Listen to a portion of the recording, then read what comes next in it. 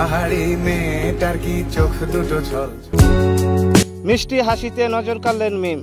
প্রিয় ভিউয়ার্স, তারই বিস্তারিত জানাবো আজকের এই ভিডিওতে।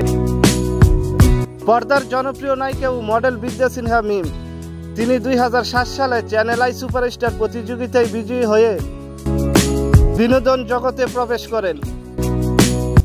এরপর থেকে টেলিভিশন, নাটক ও চলচ্চিত্রে কাজ করে জনপ্রিয়তা অর্জন করেন। নিজের অভিনয় দক্ষতা দিয়ে দর্শকদের মনে জায়গা করে নিয়েছেন। অভিনয়ের পাশাপাশি সামাজিক যোগাযোগের মাধ্যমেও বেশ সঞ্চয় রয়েছেন এই অভিনেত্রী। এখনো যে পর্যায়ে আছি, যে অবস্থানে আছে, অবশ্যই সেটা নিয়ে অনেক অনেক বেশি। সম্প্রতি তার ফেসবুক পেজে কিছু ছবি ভক্ত অনুরাগীদের মাঝেও শেয়ার করছেন।